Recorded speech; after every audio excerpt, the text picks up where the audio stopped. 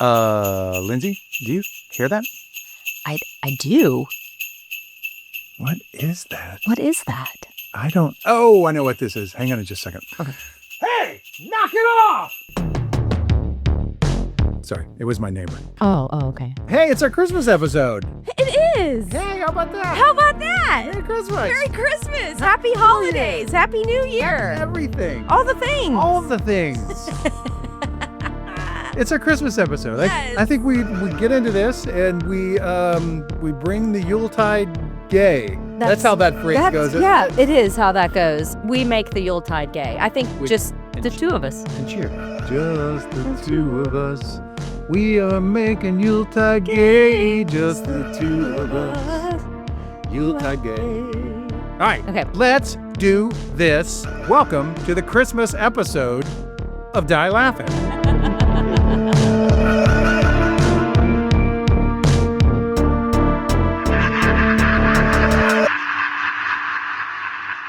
Lindsey Roberts, it is another week. Oh, yes, it is. How are you, my friend? I'm good. Good. Making it. I am making it as best I can do. You're busy. You're a busy bee, Bart. You know, everybody is. I used to have a friend that would use I'm busy as an excuse for everything. Mm-hmm. And then a mutual friend said to him, you know what, we're all goddamn busy. Everybody's busy. It's what human beings are. It's what adults are. We're all busy. And he's like, oh, yeah, I guess so. So, yeah, that's just the way it is. That being said, Yes. we have a new movie this week. We do have a new movie this week, and I'm going to reserve my thoughts, but You don't have to. I enjoyed myself. I loved it. It was a good one. I dig this movie too. I guess we can go ahead and say it. This week's movie is Werewolves Within by Josh Ruben. Yeah. Written by Mishna Wolff, oddly enough. Wolf. A wolf in the house. This is Josh Ruben, who also did Scare Me, which is another great horror comedy. It's a hair comedy. It's a horror comedy. Everybody Look at the hair comedy. It's another great horror comedy. Yeah, really well-made film. Mm-hmm. Got a great movie, and we have a great guest this week as well. Yes, I'm thrilled about our guest this week. I'm so excited. Yep, same. One of my favorites, an amazing actress. I'm so excited. Way better than me. If I could learn anything from her, I'd try. Should we stop just fucking around and bring her on and get this party started? Duh. Yes. All right. So our guest today is, as Lindsey said, is a fantastic actress. We all met in Memphis, Tennessee, which I'm sure people are sick of hearing about Memphis, Tennessee on this podcast. Get over it. Get the fuck over it, people. Get the fuck over it. She now lives in Los Angeles, California, and I've had the privilege of working with her several times. Always an absolute thrill to work with her. Always such a blast watching her do her thing. And I am just giddy to talk to her today. So we're going to bring on Rosalyn Ross to talk about Werewolves Within. Hey, Rosalyn. Yay! Hey, Roz. Hello. You guys are like way too kind on this intro. And Lindsey is going to get us struck down the hill because she lied. Because in no world am I better than her. She's like one of the most amazing actresses ever. But I can come in second. Yeah. Like, I'm fine with that. We'll battle it out. How about that? Yeah. Sounds like a plan. It would be a battle of two fine actresses, so it would be a good battle all the way around. A win-win. Yeah. I'll take it. So how you been? Pretty good. Yeah. It's just, I survived a pandemic and a strike and... and now maybe an apocalypse. I mean, we're still holding out. Like, we're trying to figure out what's happening. Yep. All results are not in. But I'm getting my bunker ready. Yeah, the results are not in just yet. But getting my bunker ready and the protocol ready for the bunker. So hope you guys are doing the same. Well, I'm dealing with the National Guard over here. So if you need anything, just, You're on the front lines of this transition. What a coincidence. So, Rosalyn, you guys had your National Guard about a month or two ago, and now both Lindsey and myself, we're living in cities where we now have the National Guard. I was going to say, my city might be a little bit more needed than yours, I will say, because everybody knows the dangers Of cosplay? of Portland. I was going to say, it is definitely being received differently. Like, Memphis is like, oh my gosh. And then Portland's like, let's see how many characters we can dress up in today.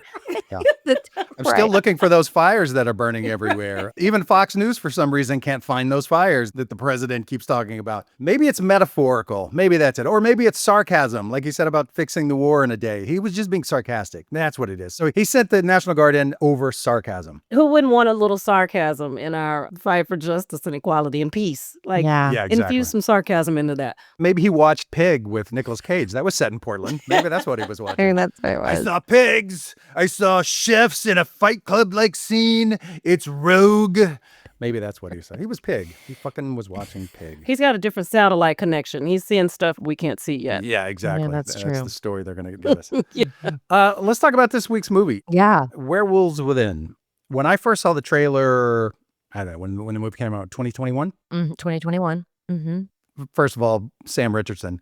As soon as I saw Sam Richardson, it's like, Sold. it's about Yeah. fucking time Sam Yeah. Richardson has a leading role. Yeah, sold. Absolutely. Veep had like 3 characters, like when they came on to that show, just totally changed the show. And then I'm not going to go too deep into my Detroiters infatuation. But Yeah. mhm, Excellent show. yeah, he's pretty Yeah. amazing. Yeah. He's on Yeah. Poker Face. He was on Ted Lasso. Yeah. A couple episodes of Ted Lasso, too. He did a couple of episodes, maybe more than a couple, of this little known show, very black show on HBO Max called Southside, Oh, yeah. Mm-hmm. which is like about Chicago.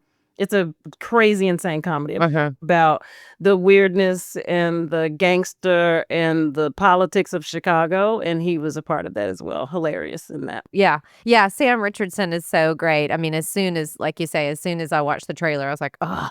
Yep, same here. I was intrigued, knew I was going to watch it the moment I saw the trailer. Speaking of, Yeah. let's just go ahead and play the trailer Yeah. and we can watch it together and then people at home can listen to it. Yeah. Perfect. Should have packed our snowshoes. What? People do that? You know, fun fact, not only is it the oldest, but remains one of the most effective means of traversing the ice. Wow. Yeah, you're gonna fit right in at Beaverfield. Everything here is a little questionable. Ranger! The people. The weather. Everything.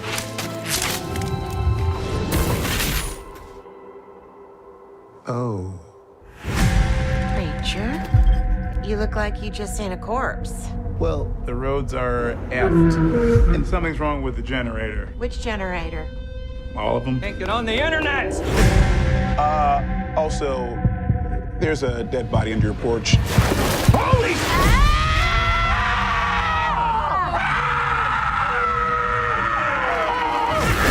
Probably a wolf. What are you, like a wolf detective now, Marcus? Who knows who? Or when? Who's gonna kill next? I think we can all agree that it's unsafe outside and there's safety in numbers. Out of curiosity, who is packing? Well, we're having a good old-fashioned sleepover. With guns, though. With guns, yes. Everything about this predator is unorthodox. It's not human. It's not canine. It's one of them. One of what? A lycanthrope. A what? A werewolf. How could it gotten in here? How did they get out? Who says it got out? Maybe. I'm a werewolf. Maybe you're a werewolf. Maybe you're a werewolf. You're a werewolf. You're a werewolf. You're a werewolf. Maybe we're all werewolves. Are we really in a Mexican standoff right now? Baby, don't say Mexican. Just stand up. You know, we're probably just gonna head out. This is We're just pull it. We got it on our own. It's just hey, you go ahead, please. Don't spare me. Please don't. Oh, please. Please don't bother the Spare lock. me. I think I Oh couldn't my do that goodness, I could have myself. gotten it. Boom. There it is. Werewolves Within. It's such a great trailer. It is. It is. It leads you down all of the right paths, right? I think it's a really fun trailer. I also immediately was reminded the first time I saw the trailer, my thought was, hey, that's the AT&T girl. 1,000%. Yeah. I was like, it's Lily. Exactly. Hey, Lily, what are you doing? I feel like I've seen her over the last couple of years in a couple of comedies. She was in This Is Us. She has like little bit parts. You know what I mean? She was even like a little bit part in the new Ghostbusters movie. Like a real bit part. And then she had a couple of episodes of This Is Us. I mean, she just has these little things, but this was, I think, her first big role in a film. Yeah. The legalities of her career have to be so airtight. Oh my gosh. Because she cannot take a role that is too risque because she will lose that sweet, sweet AT&T money. So I guarantee you every script has to be approved by AT&T. Yeah. And so like one time she says, we're something AF. I wondered, like, was it as fuck in the script? And she said AF instead. Yeah. So it's got to be a tough situation. Great to have constant work like that. But at the same time, when you want to venture out, you really. So they did overlap. Oh, yeah. Is she still the AT&T girl? I was just about to say that. I haven't seen her in a while. Honestly, I haven't seen her since last year. But I did see her last year. Maybe it was during the playoffs or March Madness. Okay. She is so cute. She's adorable. Yeah. She is adorable. She is so cute. And then I looked up like images and like pictures of her at premieres and stuff like that. I'm like, oh no, she's not cute. She's hot. She's fucking gorgeous. Holy shit. She's a bombshell. She is fucking hot. Let's get into the movie because there's some things I want to say, but I don't want to say them until there's a certain scene in the movie. I know what you're talking about. Yeah. Yep. I want to hold my thoughts till then, but same thing. I have seen the premiere photos. I have come across like Reddit threads about her. It is strange. She really comes off as just really kind of cute. Yeah. In everything that she does. And then you see these like Until she's vamped out. It's good acting. yeah, pictures of her and I'm like, oh, Lily? What's going on? Oh, but one quick question. I hate to speculate or count other people's money, but I'm so interested. Like between her and Flo, perfect career. What are these contracts? What are these contracts? I don't think they ever have to work again if they don't want to. What could this money even be? Yeah, I would think so. I love Flo, and she's actually a very good actress. I've seen her in lots of like films. But man, if you can just land that commercial, you ain't got to do nothing the rest of your life. Girl, everybody's set. Yeah, that's beyond regular SAG stuff. Like when I'm looking at Lily on these AT&T, I'm like, it's not quite spokesperson, or is it? I mean, when you're 100% recognizable as the face of those campaigns, oh yeah, you are locked in. Yeah, I would imagine very lucrative in that you don't have to work again. You guys want to get started? Yes, let's do it. Let's dive in. Yeah, let's do it. Alrighty, here we go. So the film opens up in the snowy woods of Beaverfield. I even like the name of the town. Sorry. I'm 12. I apologize. In the first scene, we see a man lean against a tree. We don't know who this guy is yet. And he's texting with someone, and something is stalking him in the woods. Pretty quickly, this unseen creature attacks him and devours him. And that's where that scene ends. And still don't know who the guy is. But my hunch is we're going to know who he is later. That's my hunch. Yeah.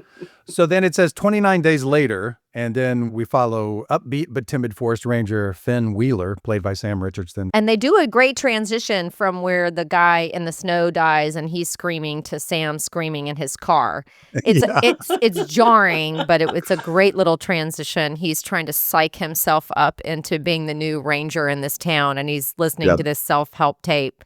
And they're like, just scream. And he's like, he just starts screaming in his car. I don't know. It was a really good transition, I thought. And right away, you see that he needs this self-help recording because he calls his girlfriend and she doesn't answer. And he's very, very timid about it. Like, you can call me back or not. And he's like, you know what? And then you could tell he thinks about the self-help recording he would listen to. He's like, no, you're going to call me back. I need you to call me back. So he is definitely trying to become the better version of himself. Yeah. You know, immediately based on that conversation that Charlotte, his girlfriend, has said to him 1,000 times, you're way too nice.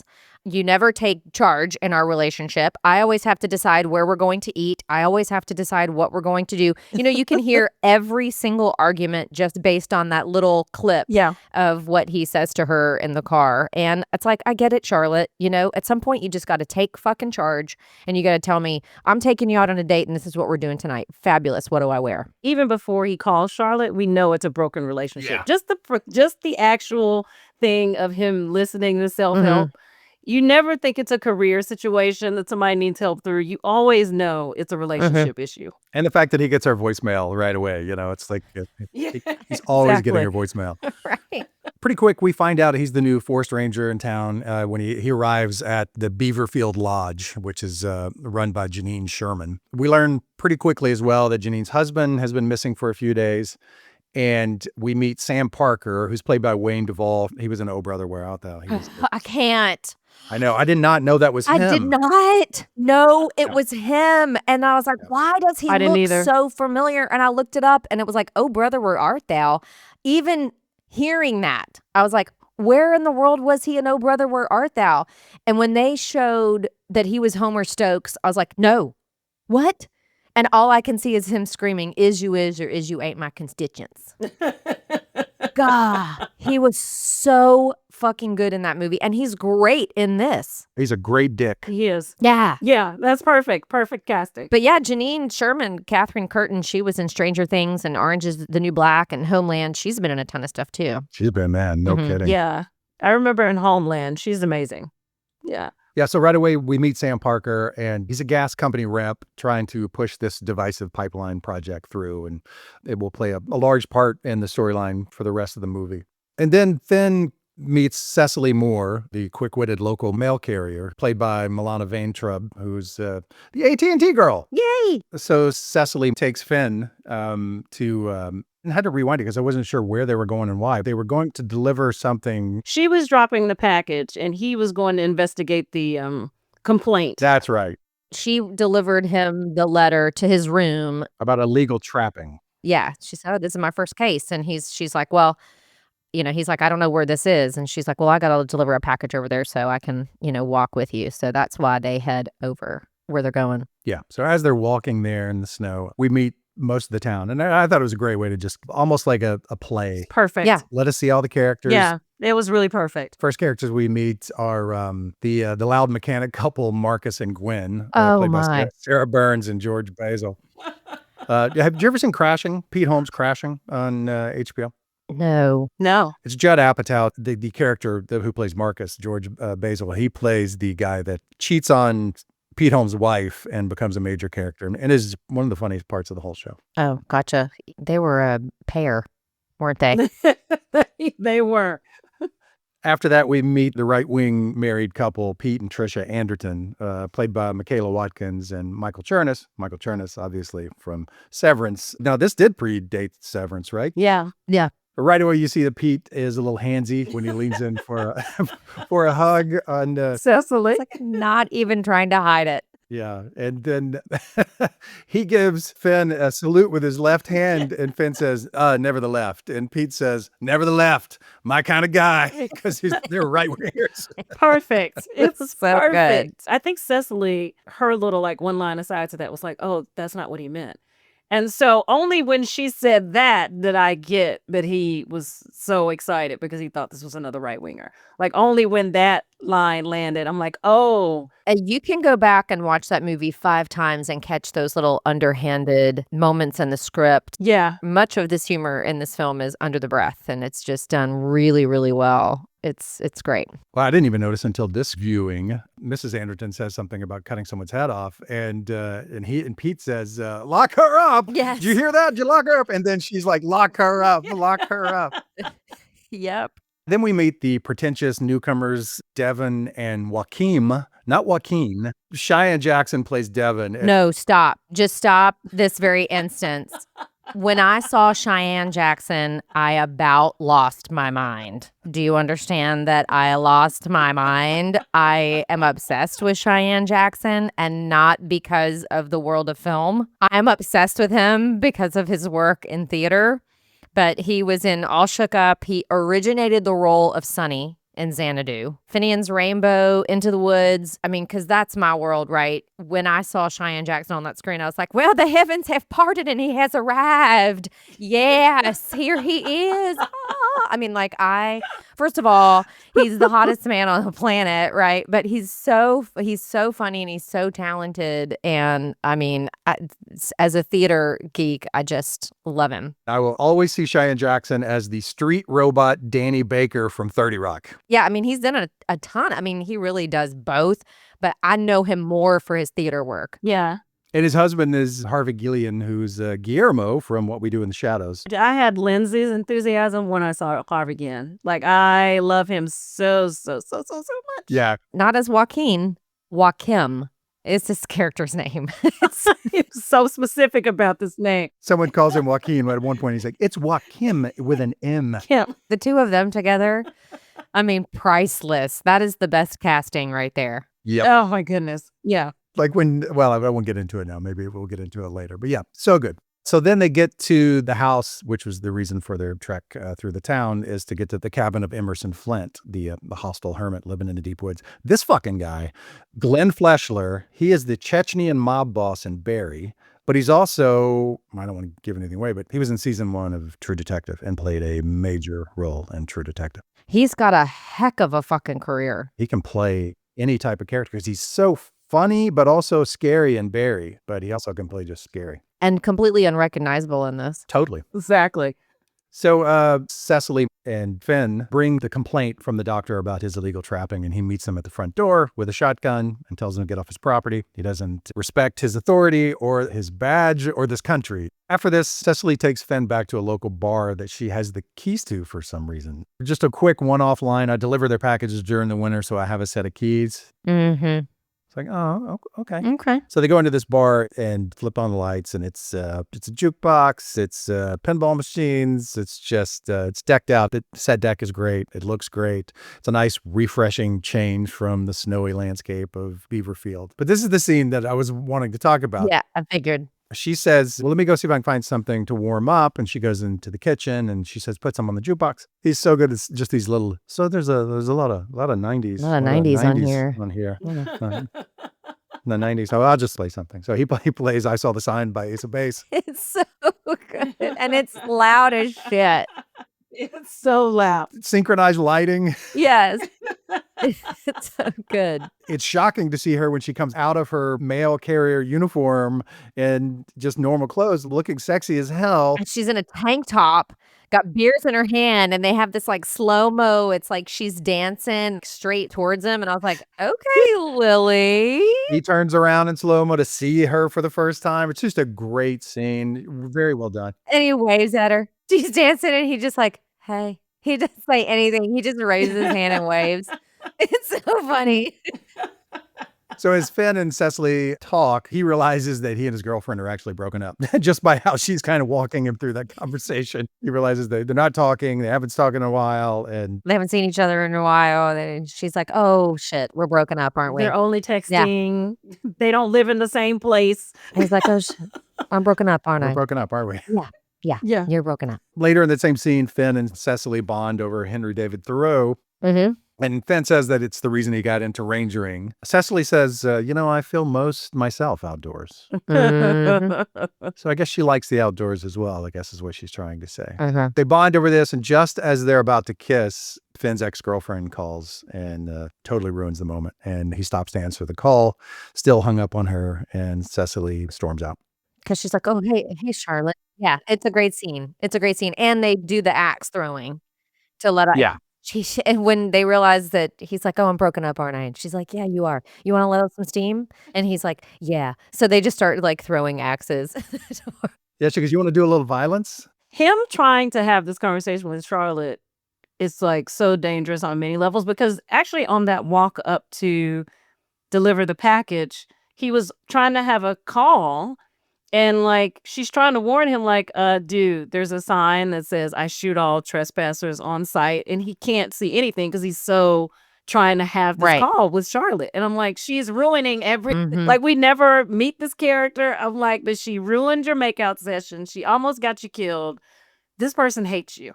Like, whether you're broken up or not, she does not care for you at all. She's ruining your life. Time to let Charlotte go. Yeah, let it go. Cecily even says after that scene, like, oh, you didn't see it? You were on your phone or something? And like, you're on your phone? Exactly. Almost got shot on sight, dude. Like, please, this is not the life you want. Right. That same night, we see that a blizzard is rolling in. Trisha Anderton lets her dog out and it gets killed by an unseen creature. This is our second creature attack of the film so far. I found her quite annoying in her reaction to this. It was so... She loves that dog. She sure loves that dog, Bart. She loves Chachi. Were you annoyed and amused or just annoyed? 80-20. Okay. Annoyed 80. Okay. Mm-hmm. She had a couple of great lines later, but I was just like, dial it down. She wasn't my favorite. I thought she was a smidge over the top. She's been in fucking everything, too. Yeah. Oh, no question. She's been in a lot, but it's all kind of like one-off episodes, right? And a lot of voiceovers.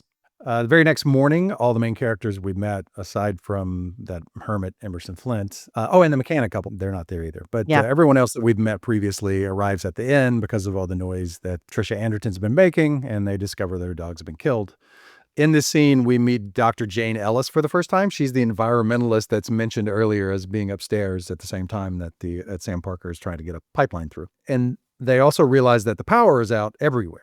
And so now it's just like everything's kind of ramping up. There's a blizzard, the power's out, and then the mechanic couple, Marcus and Gwen, arrives saying that the streets are storm fucked. Sam Richardson said, what did he say? And Cecily goes, he said they're storm fucked. So good. So they're trapped. I love how everything's going to crap outside, but consistently Pete Anderton is going to be a creep because he's like, our dog died, and goes immediately to hug, like to feel up Cecily. It's like, dude, like feel up your wife. She's hysterical and you're going in the total opposite direction. So ridiculous. Oh my God. He was very good in this too. Yeah, he was great. Once they assume that Emerson has killed the dog, he's like, mystery's solved. And as he turns to walk away, he hits those bells that are hanging on the wall. And he goes, Chachi just got his wings. So the power's out. Finn says that he's going to go to town and check on the generators and get them going. And while in town, Finn discovers that the generators have been sabotaged. And he also finds a dead body. Also huge claw marks on the side of the building as well. He brings the body to the front porch, puts a tarp over it. He tells everyone that he's found a body and that the generators have been sabotaged. And so they all go to the front porch, and we find out that it is Janine's missing husband that they thought had run away with another woman. Janine's scream. It's the camera angle. It is the camera angle. You only see the tarp covering the body. Janine is in the center. It's another clump. We all know I love a clump moment.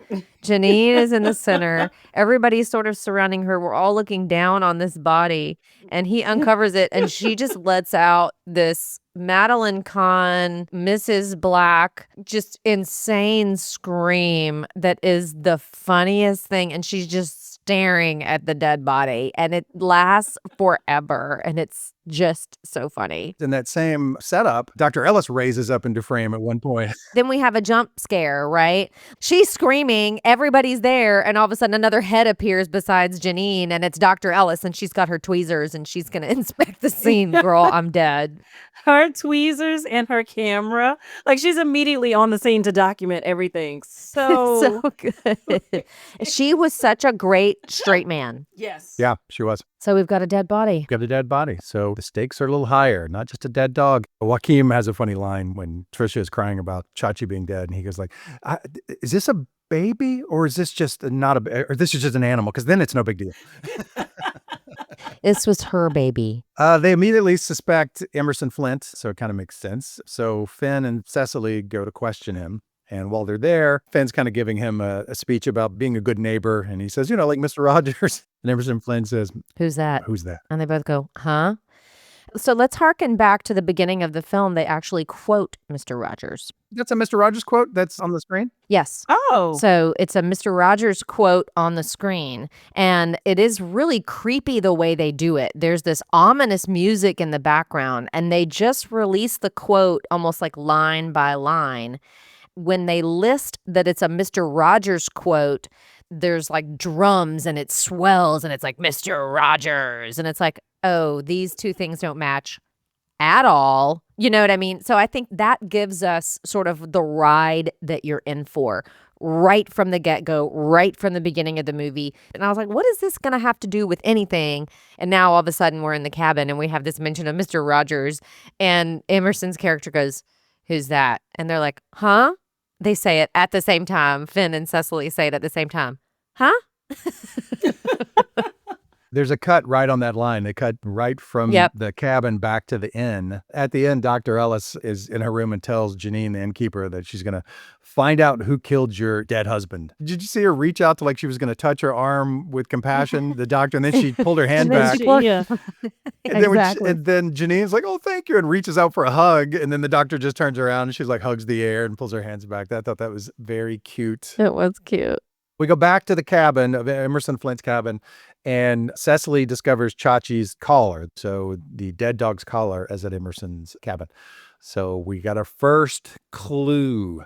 The first time I saw this, I don't think I knew who it was until the reveal, maybe. No, I had no idea. No, I had no clue. I had no clue. No. This was actually a real whodunit. And it's one of those movies, it's because it was done so well. I was like, I don't have any idea what's going on. Is it one person? Is it lots of people? Not only did I have no idea, I also was not really certain we would find a wolf. Yeah. Like it felt like anything could be happening. Mm-hmm. Yeah. Or multiple things happening at once with a lot of like people seeking vengeance and like it just, I wasn't sure. I really wasn't. I'm like, oh, I'm just going to have to see how this goes because I can't quite tell. Yeah. I don't want to say what's happening because it was a thrilling ride, but I really couldn't tell what was happening. There were a lot of pieces. Yeah, they did a good job of pointing the fingers in different directions and it being convincing every time they pointed. Of different kinds of issues, too. Right. Like there's this dude who wants to do the environmental hack job. And then there's the doctor who's weird and they like weird for a different reason. And very much like Clue, they keep through dialogue, we'll say it. Like, well, you're the one that's wanting to do this. I heard you say this. So your husband was. Mm-hmm. Yeah. They do a tremendous job of laying all of that. So you just never know. It's like, well, that makes sense. That is so Clue-like to lay out the possibilities for each person being the killer. Because everyone does have a little motive, which is why it's kind of a fun little social satire piece. Everyone has their own crap in this small little town, and we all have vendettas. Which is what you should do in a whodunit. Exactly. So back at the inn, Cecily tells everyone there that Emerson has killed Chachi. Finn's like, well, we don't really know that. We don't know that for sure. Everyone is freaking out now and angry, and they think they've found their killer of Chachi. Right afterwards, Dr. Ellis tells Janine, the innkeeper, that her husband was possibly killed by a wolf, but the DNA was suspect. She's got a lot of lab equipment. All running by battery at this point because there's no power. Yeah, true. Also, she's just sitting up in there drinking the whole time, y'all. She grabs a flask from Sam Parker. She just has kind of alcohol everywhere. So weird. So at this point, they all decide to stay at the inn to be safe. They all stick together and stay in one place. Finn asks, does anybody has a firearm? And everyone raises their hand and they all have a bunch of guns. Everyone. And they're like, Jesus. Like everybody's got a fucking gun. Yeah. And he says, oh, it's a good old-fashioned sleepover. And he's like, with guns. And he's like, yeah, with guns. And Peter Anderton, again, he says, I will be sleeping where my gun is unless someone would like me to stay in their room. Cecily, would you like me to stay in your rooms? The conversation actually is a complete euphemism for the gun being his penis. Do you understand that? Go back and listen to it. He's like, I'm going to be sleeping with my wife unless someone else wants my gun. In their room. Cecily, and then he says, Cecily, do you have protection? Oh, that's right. That's right. Oh, I missed that part of it. I missed the protection part. Yeah. And she's like, I'm all set. The entire conversation is real gross, but very funny in a very funny way. Yes. I can't remember if it was before that or like right after. Maybe it's when the doctor says that there's a wolf, but they show his wife knitting a thing that looks like animal hair. Right. And she's doing it so fast and like intense. Yeah.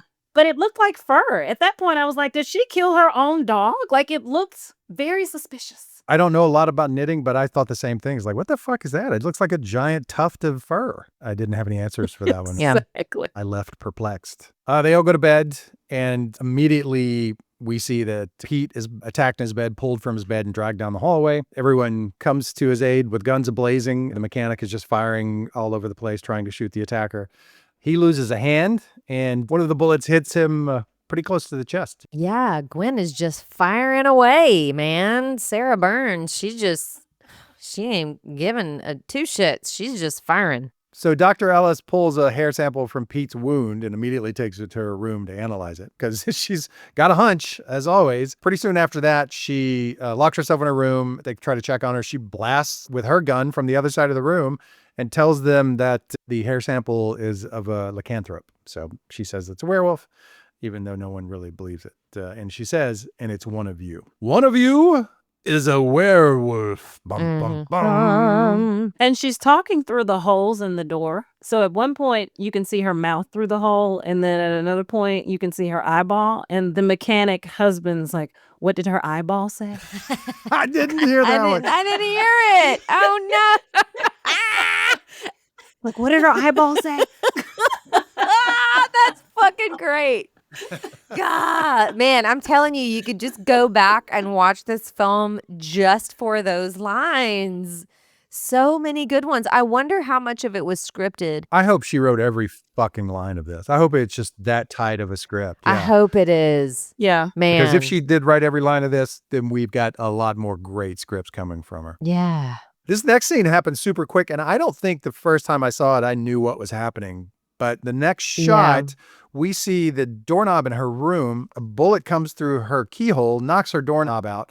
And then we hear Sam Parker in her room. There's a struggle and then gunfire. And then he comes out and says she killed herself. Yeah. The first time I saw it, I don't think I knew he was in the room. I didn't really understand what was happening. Yeah. So that happened super quick. He's in that room. Bam, bam, bam. Comes out. She killed herself. Yeah. It's suspect. And then Janine, the innkeeper, doesn't believe it for a second. Yeah. Finally, later, she's like, am I the only one who's going to say this out loud? This doesn't make any fucking sense. Why should we believe him? And I'm like, right. Yes. We shouldn't. Yeah. The next scene, they're all in the den of the lodge. And immediately, Joaquin says, everyone shut your whore mouths and listen to this. Like, now that's the Guillermo we always needed, right there. Yes. So they all start talking about werewolf folklore and all these different cultures. It seems like everybody has a little idea about werewolf culture. And Joaquin says it's always the seventh child, but they're all yelling at each other. They're all pointing the finger at each other. paranoia is just rampant in the room. They start accusing of each other of killing people over the proposed pipeline, and then everyone pulls out their guns. So everyone's pointing their guns, and Devin says, "Oh, we're really going to have a Mexican standoff right now." And Joaquin says, "Baby, don't say Mexican. Don't say Mexican. Just stand off. Just stand off." So good. Is this the one where Finn grabs the cup and throws it against the wall, or is that the next? Yeah, this is where everyone's freaking out, and he throws the china against the wall. And then this line absolutely murdered me because my china is also this. She says, Janine says, "That was Royal Crown Derby." when he throws the china against the door. But listen, that's not how you pronounce it. Somebody called him. It's Royal Crown Derby. I loved the line, but I was like, they're wrong. Who's going to call them? Well, she also pronounced lycanthrope. Lycanthrope. Yeah. Is this also the scene where she like burst into tears about her husband leaving her because she wasn't doing it for him anymore? I believe so, yeah. And she says, and then she's like falling apart, and then everybody's trying to encourage her, like, "No, you were awesome." And Joaquin says, "Yes, you have clothes." And it's like, so ridiculous. Like, that's the best you can do. yeah, she said she's let herself go. Devin says, no, you look great. But Joaquin says, "Yeah, you have clothes." You have Yeah, clothes. you have clothes. Look at you. Joaquin is Chat GPT. Yeah, exactly. And Cheyenne is Monday. Yeah. So they're all pointing guns, all panicked, and Finn gives this speech about being a good neighbor. Being a good neighbor, telling everyone to calm Another down. Mr. Rogers moment. Oh, being a good neighbor. Yeah. Exactly. He gets everyone to agree to put away their guns. So they all put away their guns. And then he starts going through sort of the positivity of each person. And, everyone loves your crafts, Trisha. Everyone loves your knitted soap dispenser things that you make us. And Cheyenne says, "I still have it on the mantle." And Joaquin says, "To my dismay." To my dismay. Which was hilarious, So he's trying to make everybody sound, like, hey, we all have something good to provide here. And then fucking like a champ, Sarah Burns is like, fuck that fucking noise. I saw that shit and it wasn't human, like immediately jumps in and is like, fuck that. Oh, man. God, it was good. After that, Pete starts kind of cracking up. So they're all talking, and he's kind of out of the scene altogether. And then you hear him say, I'm a werewolf. He says, I'm a werewolf. He says, I'm a werewolf. And they all turn around and he says, maybe all of us are a werewolf. And he starts pointing his little nub at people. yeah. He goes, maybe I ate my own hand. Yeah. And he's really gnawing. And then he's in pain. He's like, oh, that was poor choice. Movement was a poor choice. I think this is actually where Finn gives that speech about being neighbors, and it doesn't work. You know? So they all listen, and they're like, no, I'm out. And they all just start leaving. Yeah, so, they just all start piecing out. They're like, no, fuck this being a good neighbor. Marcus and Gwen are like, we're out of here. They leave. Sam follows right after them. Mm-hmm. Yeah, and then Devin and Joaquin leave, and then all of a sudden we're just left with the three, Janine and Cecily and Finn, and they're just kind of all staring at each other. What do we do now, guys? So they start boarding up the house. The very next shot we see is Sam Parker outside in his SUV, and he opens up this case. Oh, and in my the case, God, what? Filled with grenades, pistols, a crossbow. And it has this green glow. Like he opens up his trunk and there's just green glow, and it's a crossbow and guns, and everything is in that, it's like its own little case. Oh my God. And those arrows, there's no Yeah. color to that arrows. They're just shiny metallic, almost like they might be silver. Yeah. Mm-hmm. So Finn and Cecily search through Parker's room in the inn, and Cecily finds a newspaper clipping about two people being mauled at Grout Pond. And earlier, Finn had said that he got reprimanded at his job for illegally fishing with his two friends at Grout Pond. They dropped this really quick, by the way. And then, great shot, as she's saying this, like, didn't you say that you were at Grout Pond? And then Finn finds a knife in Sam Parker's drawer wrapped in a handkerchief, and he turns around and points the knife at her. There's a nice little red herring moment where maybe he is the werewolf. He says, smell this, and hands her the knife. Yeah. Withy points at her, and she takes the knife and smells it and says diesel, and they both go from the generator. Yeah, and in this moment, they are kind of obviously doing a good job at pointing the finger at Finn. Was this Finn? Yeah. And everything's kind of in slow motion, and he's grabbing the knife out of the drawer, and he's slowly unfolding it, and he grabs it. They do a really good job of being like, ooh, wait, hold on.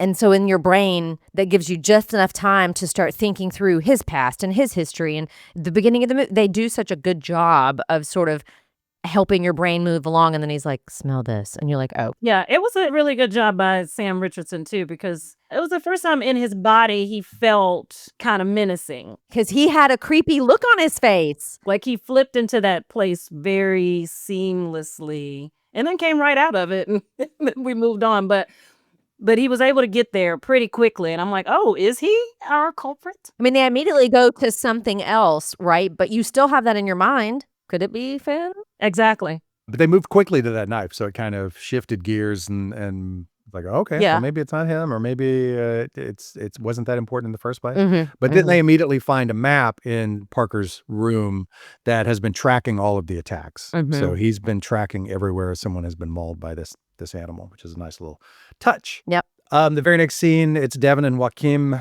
They're walking home, and they realize they're being stalked by something or someone, and then they break from each other, and Devin is running. He falls down, and then standing over him is Trish. And the first thing she says is, I want my craft store.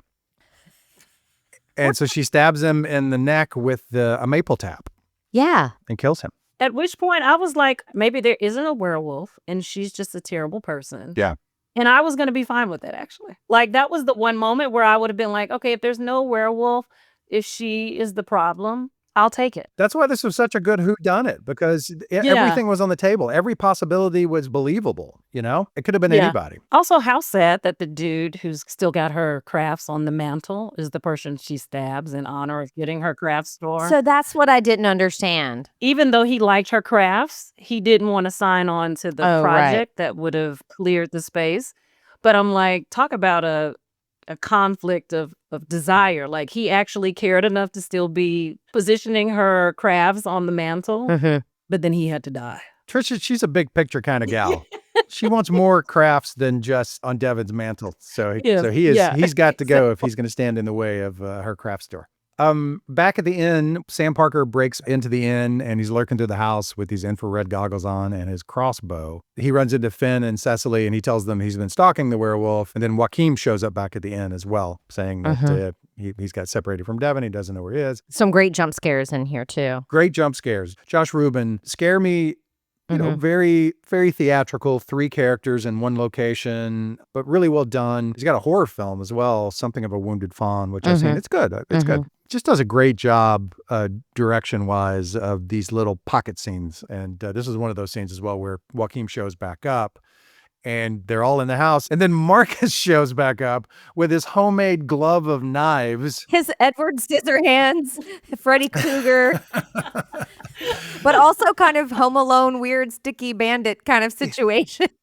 Says, these are knives that I put on there, but my hand is underneath. Like, you have to explain what it is. And he's slashing. It's ridiculous. He's doing this. So funny. And so then you're like, well, wait, is it him? Exactly. Like, has he been doing some of this stuff? Yeah. Like, you start to really think maybe it's a combination of all of these people. But then you see a bag on the floor and it's filled with pill bottles and belongings. And he says he was just going to rob them all and make it look like it was, which I don't know how he was going to make it look like it was a werewolf with a glove hand. He's capitalizing on there being a werewolf. And he's like, well, I'm just going to steal a bunch of shit from people and be like, well, the werewolf did it. It's ridiculous. It was ridiculous and abrupt and a little confusing for that reason. Like, what, did he do this? What is he about to do? Why does he have the glove hand? Was he going to kill them, or was he just going to put scratches on the wall to make it look like a werewolf, rob them of pills?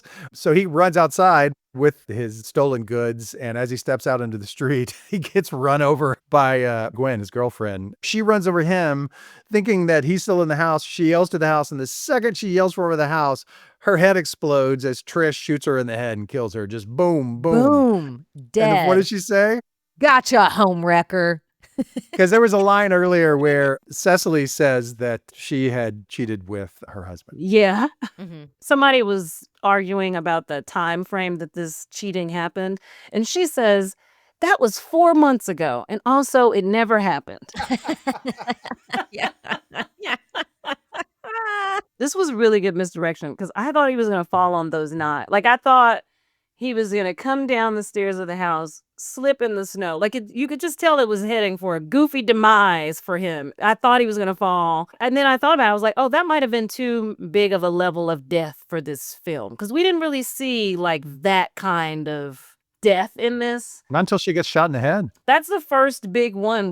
Before that, we hadn't seen a lot of blood. I was like, oh, that might have been too much for this. The first time you really see it is when Pete lifts his hand after he's been attacked and half of it's gone. Yeah. That's like the first time you see a lot of blood in the movie. And also, do you notice that it's mostly men that die besides the dog? Oh, yeah. Oh. This first time with Gwen being shot, it's like, oh, damn. Well, one of the women went down. Yeah. The very next scene, Trish, she's in the house and holds them all at gunpoint. And quickly, Joaquin hits her with a fireplace poker and she falls forwards. It's like, she's not dead. I didn't kill her. And then just a stream of blood goes down her forehead. And then she falls headfirst into the fireplace and immediately catches on fire. Right. And Sam Richardson goes, let's get out of here. Ooh, it's a great death. And again, Joaquin says, yeah, you killed my husband. Oh, that's right. So much for the women not dying at this point. Yep. We've had Yeah. back-to-back women deaths. Mhm. Yeah. But none of them done by the werewolf. No, that's true. That's true. Mm-hmm. Oh, well, that kind of goes hand in hand with a speech that comes later, doesn't Yep. it? Yeah, you're right. So they get outside. Joaquin, Cecily, and Finn, they get outside on the street, and Joaquin pulls a gun on Cecily and says that she's the seventh born and she's the werewolf. His range of emotion here, it's like, I'm sorry, I gotta do this. I love you so much. Just so he's got a gun to her head. Speaking of, she mentions earlier in the movie when Finn and Cecily are walking through the town, meeting everybody, she says she's the youngest of 7. And then she said she's an Irish twin. I've never heard this phrase before. An Irish twin that 2 kids are born in the same year. I'd never heard the phrase before. What? She says, my sister and I were even You've never heard same of grade. Irish twins? Never. What? Never. Seriously? That's hilarious. And my sister and I are this close to being Irish twins. Oh, that's so funny. Oh. Yeah. It's a whole, that's a whole thing. Never heard it before. Wow. Yeah. Okay. The more you know. So after this, Joaquin takes an arrow in the stomach from Sam Parker as he's got a gun on Cecily. Finn and Cecily try to run. She gets in the truck while Finn hides behind the truck. Sam Parker yanks her out of the truck, convinced that she's the werewolf. Finn tackles Parker to the ground, starts beating him, but then Parker stabs Finn in the stomach. Yeah. He is loaded for wolf, as they don't say. Yes, I do. Cecily maces Parker in the face, and then Joaquin, still alive, raises up and shoots the gas line from Parker's eternal flame that he'd built in the town. It explodes, killing both Sam Parker and Joaquin in a ball of flame. Mm-hmm. And there, Finn and Cecily just laying on the street. This could expose me as a very not smart person. But at this point, I was thinking that Sam had actually been going from town to town, creating a fake werewolf scenario so that he could clear out the town and then get this pipeline thing built. Like at that moment, I was like, oh, there isn't a werewolf. It's just this guy. No, I think that's a good He's thought.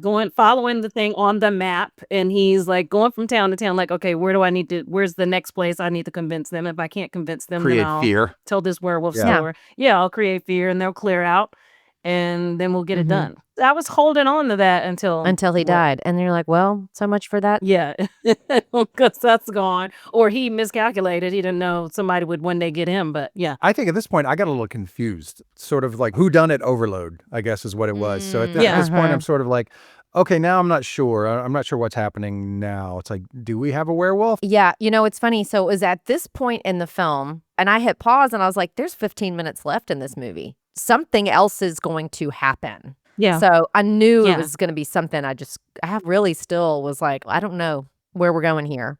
Okay, so back at the bar, Cecily takes Finn, who's been stabbed pretty badly in the gut, and she says, well, let me go get some supplies. She's going to try to patch him up. And she says, please don't die, because I really like you, and it would be very traumatic for me if you died.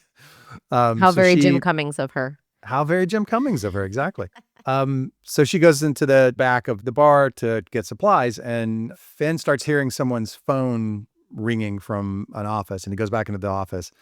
And in the office, he sees a collection of newspaper clippings of the killings, and then he sees the badge of a postal carrier, and the postal carrier is Janine's missing husband. Mm-hmm. He realizes who the werewolf is, and he comes back out of the closet, no pun intended, and back out into the bar.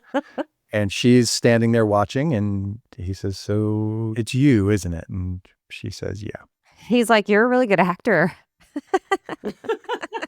I like it because earlier in the film, she mentions that she was in a punk band in high school. And he's like, oh, that's so cool. That's so cool. And he goes, you weren't even in a punk band, were you? And she goes, no, I was. She said, he goes, you ate them, didn't you? You ate them. Yeah. I ate them. So it was all an act. There's a great speech here about him being too nice. And he defends himself. He said there's nothing wrong with being nice. And he's not going to apologize for being a nice person. And this is one of those moments where with Sam Richardson, I choose to believe Sam Richardson is a sweetheart of a human. Mm-hmm. There are some actors that are just like, I can't like live, Tom Hanks. Like Tom Hanks. I can't live in a world where this person might be a dick. Yeah. I can't accept it. Yeah. And if they are, please don't ever tell me. Tom Hanks is a nice person. Yeah, Sam Richardson is a golden-hearted human. Don't break that for me. Right. So, Yes. yeah, I thought that was just a great scene. And when she starts talking about Pete and how Pete would lean in for the hug and have his hands on her back, and goes into what you were saying, Lindsay, about the wolf always just kills men. Mm-hmm. Yeah, she's got a vendetta against men, clearly. She's a werewolf with anger issues as well about a lot of things. Yeah. She turns into a werewolf. Mm-hmm. She turns and attacks Finn. First, she confesses that she's planted all of those red herrings all along the way. Then you see her put the dog collar on Emerson's mantle, and you go through it at that point and you see, oh, she did have time to do all of that.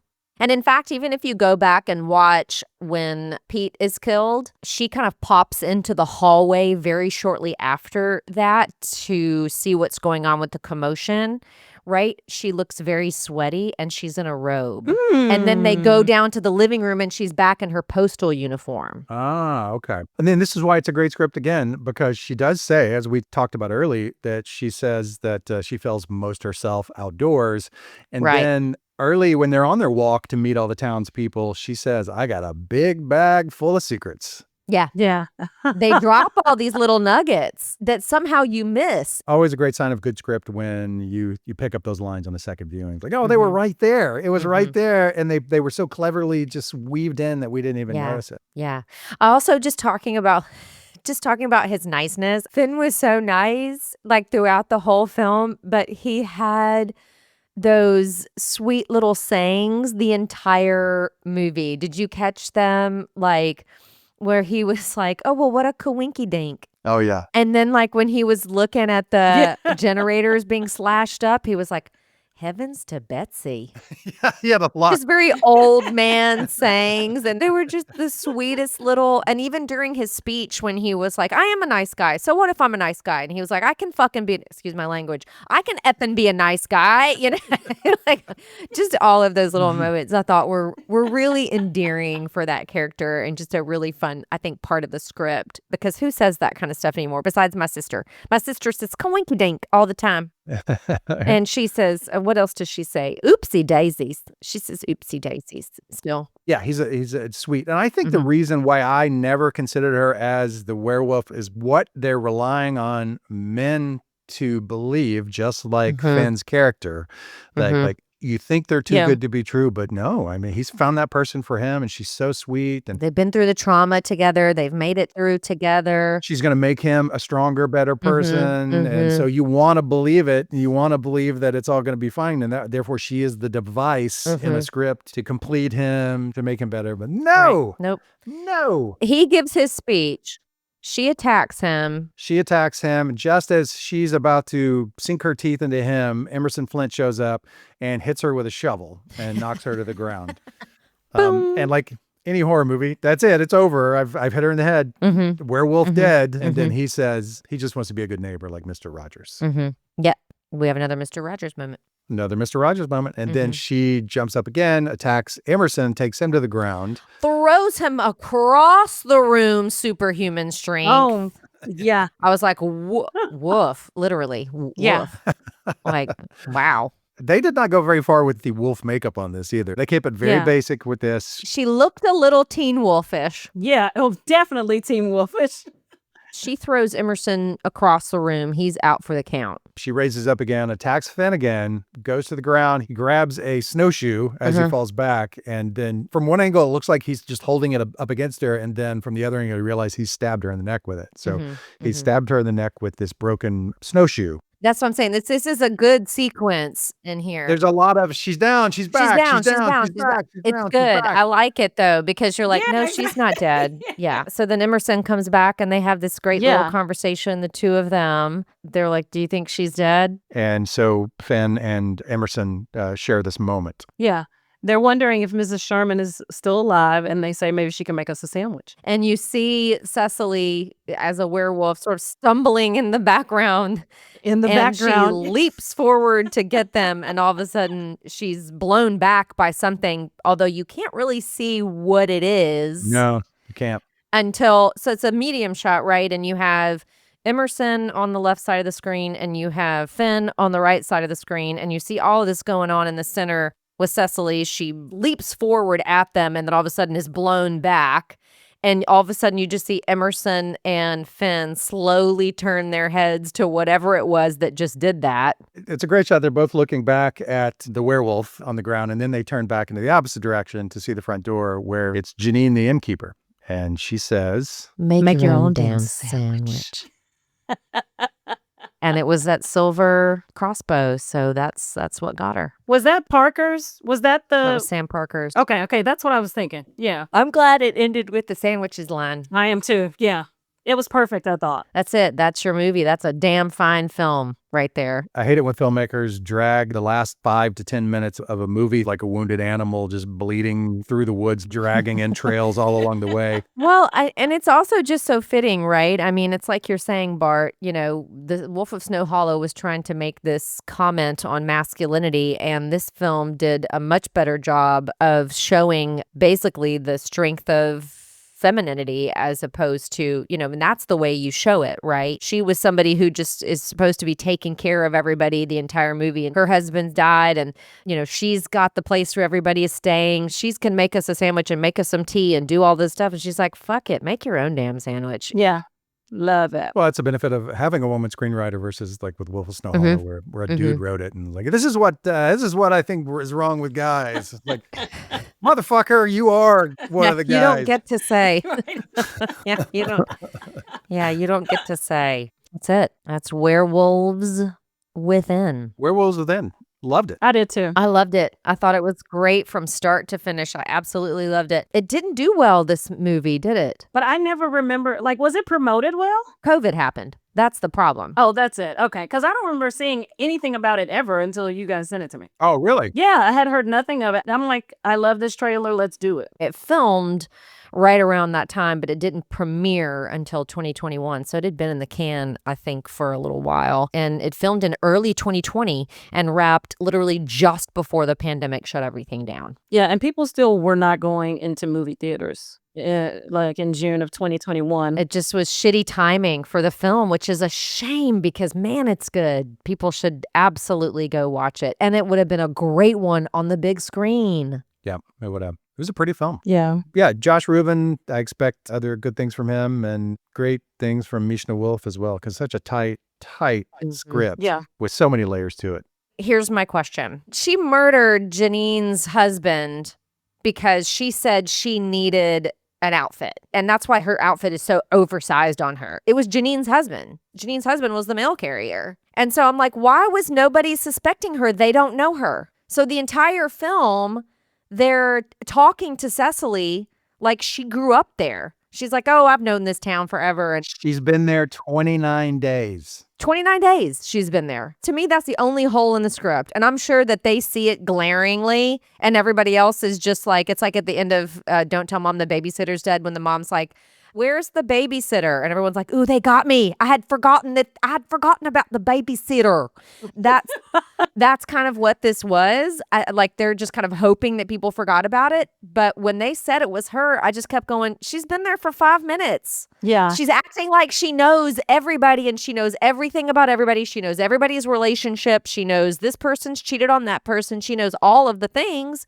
But she's been there for 29 days. Why did nobody suspect her? She's been there for 29 days, and the moment that they find his dead body and he's stuffed under a house, everyone should have said, oh, wait, our mailman has been murdered?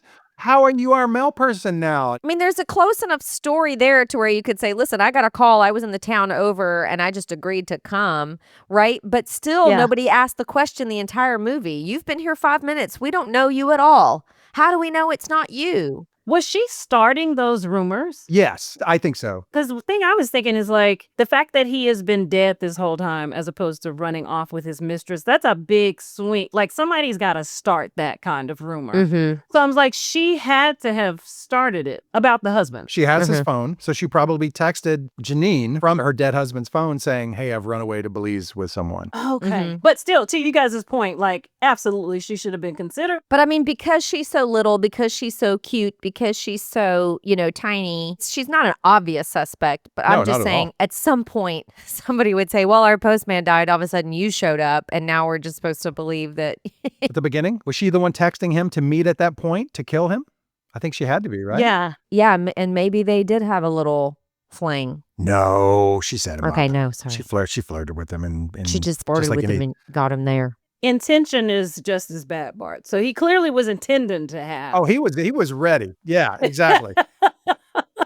Yeah, poor Janine. Which actually seems to be her trap, right? Because that's also how she got Pete, right? Because to Lindsay's point, we see her in the robe just after he loses his hand. And so that gives you the idea that maybe he had gone into her room or he was going into her room. That's how she was able to attack him. And then, so there's something there about, and also she makes that statement in her monologue where she's like, men are believing these stories about this unbelievable hot girl all of a sudden likes them. Is like, that's the fantasy. Yeah, that's the fantasy. That doesn't exist. Yeah.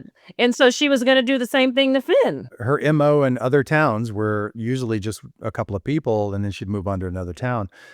So she really killed a dog Yeah, why the dog? Yeah, I don't know.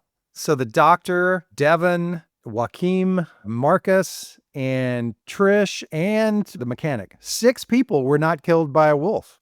Right. By the werewolf. Yeah. Yeah. They really were all bad people. Josh Ruben described it as Mr. Rogers meets Fargo meets The Thing. What do you make of all of the Mr. Rogers connections? And the quote at the beginning of the movie is, listening is where the love begins, followed by listening to ourselves and then our neighbors. How did you know that was a Mr. Rogers quote? Because it says it. Oh, it does? On the screen? Yeah. How the fuck did I miss that? I missed it too. I actually paused to read the quote and didn't take any moment to read who it was attributed to. I just let it go after I read it. Me too. Why do we think they hearkened so much on this sort of Mr. Rogers, love your neighbor? Well, I think there was a lot of talk about being a good person. Yeah. Yeah. Finn was a good person who's trying to be a stronger. In fact, she even says a few times about, manning up and standing up for yourself. And Mr. Rogers never said dick about manning up and being a tough guy. Mm-hmm. And so he made it through the end and didn't die and defeated the werewolf and stayed a sweetheart of a guy without having to do any of that and becoming a different person. My take is that there's still room in this world for good people. Mm-hmm. Yeah. And because it is at heart a film about basically a community turning on each other. Yeah. Yeah. The majority of the people, like you said, Bart, killed in this film are killed by their neighbor. They're not killed by the werewolf. Okay, let's go through some of our typical questions and then Rosalyn will let you go about your life. No, I don't want to. I know. It's so much fun. We are having a blast. I hope everybody else is too, because we sure are having fun. So the comedy horror meter, on a scale from horror to comedy, where did this movie land for you, Rosalyn? Definitely more comedy. Mm-hmm. I was going to go really high. Yeah, I was almost going to go really high before I talked to you guys. But I was thinking maybe 80-20. Mm-hmm. But maybe 70-30. Yeah. It was really high to me because I laughed so much. Mm-hmm. And it's so absurd. Yeah. But yeah, I'll go with the 70-30 on that. Okay. Where do you land, Bart? I'm going to go 80-20. Just a damn funny script. More of a thriller whodunit than a horror movie. Yeah, agreed. Yeah. Some great jump scares, too. Great jump scares. Not a lot of horror attack scenes or kill scenes. Like Roz said, you don't really see the violence happen until Trisha gets shot in the head. So yeah, I'd say 80-20, maybe 85-15. It definitely is much more comedy than horror. And they don't pretend to be anything else. I mean, the trailer is 90% comedy. Yes. That just happens to take place in a small snowy town with maybe a werewolf. But yeah, agreed. It definitely leans a lot more comedy than horror. Yeah. Okay, so elevator pitch. I don't know if you guys have put any thought into this, but what would your elevator pitch for this film be if you were either trying to get the film made or just talking to a friend and saying, God, you got to watch this movie. I really want you to watch it. How would you pitch it to them? Who wants to go first? Bart, you want to go first? Yeah, I'll go first. Again, I'd keep it pretty simple. A werewolf whodunit whose popularity was unfortunately killed by COVID and should not be lost to obscurity. Yes. Yeah. Yeah. Amen to that. It really is a shame that it got caught up in the world of COVID. Man, because this would have been a really fun movie to watch during COVID. Yeah. Yeah. Okay. What do you think? You want me to go next, Roz? I can get mine out of the way. I think mine would be the best werewolf comedy you haven't seen, with 2 of your favorites, one from Severance, one from What We Do in the Shadows. Because that honestly, like in the trailer, was like, oh my gosh. Yeah. I'm on it. Yeah. A lot of the character actors, having seen those familiar faces, I'm like, I can count on this one. Every face in this is recognizable. Yeah. And I don't think there was one person that had never seen anything before. Not a single one. Yep. What about you, Linz? I would say I also kind of try to keep it fairly simple because it's so good. You could just, all you have to say is it's just fucking great. You got to watch it. But I would just say it's Clue meets The Thing in the middle of a blizzard and a too nice Mr. Rogers-esque ranger trying to keep the peace with maybe a werewolf picking off the locals one by one. I didn't even think about the thing. The thing as in, you're trying to find out who's carrying the virus in a snowy landscape. Yeah. Yeah. Yeah. Okay. So, Bart, do you want to ask the recommendation one or do you want me to? Oh, yeah, sure. Would you recommend this film, and who would you recommend this film to? Yes, I would recommend it. And I would recommend it to folks that like a good whodunit more than they need the horror. Mm-hmm. Yeah. So whatever group of people that is, because the horror actually never quite really shows up and there's no gore and it's not quite cozy mystery, but it's definitely a good mystery. And it's funny. It's funny as all get out. So if you just want to laugh at some good zingers, one-liners, I think you could be dialed into this and be totally satisfied. Yeah, it's so clever. Yeah, I think it's pretty broad. It's not very secular like some of the other films we watched where it's like, whoa, you really, okay, you have to be in this very narrow window to be interested in this. It's very broad in a sense of who would like this film. Lindsey, what about you? Yeah, absolutely. I would say most people I know love movies like Clue and Knives Out, movies like that. Most people love those movies. It's not a bloodbath. It's just a sharp, smart movie, and it's a total blast to watch. I think people who don't like horror films will say, well, I mean, it's a horror comedy, and I don't really like horror films. I don't think you should be scared off by the horror label. This movie, to me, is almost for anyone. I think a wide range of moviegoers would totally get a kick out of this film. Yeah, I would too. I would 100% recommend that. Don't understand why it just has a 6 on IMDb. It seems like that's a little low for this movie. Maybe Michael Bay is the one giving out the stars. Maybe so. But just a tight script, well acted, so many great character actors in it. Yeah. So anybody who likes comedy, I'd recommend too, and anybody who just likes a fun movie. Yeah. So there you have it. That was it. Werewolves Within. It's good stuff. Oh, yay. Yeah. It was very fast, actually. I know. It goes by fast when you're with good people Yes. and talking about fun things. Always goes by fast. But yeah, Rosalyn, thank you so much for doing this. Thank you so much. I hope you had fun. Did you have fun with us today? I did. I had such a ball. This was awesome. Yeah. So good. Well, I hope everybody looks you up and follows your career and watches you because you're absolutely incredible. Oh, that's kind of you. Thank you. We love you so much, and I'm so happy to see you. I don't ever get to see you anymore. You're all the way in fancy Los Angeles. I need to come see you is what I need to do. I really do need to visit LA. Come see me. And we'll seek out John Cryer. Yeah. We'll see if we can find him again. I'd be like, I love you, Ducky. I love you so much. I love you. Bart, thanks for asking me, inviting me on. I appreciate it. Yeah. Rosalyn, I'm so glad you could do it. And let's not make it a few years between the next time we see each other again. Yeah. Please don't. Always great to see you. Thank you so much. Great to see you guys as well. Thank you so much for being here. Love you. Talk soon. Talk soon. Take care. Always a pleasure talking to her.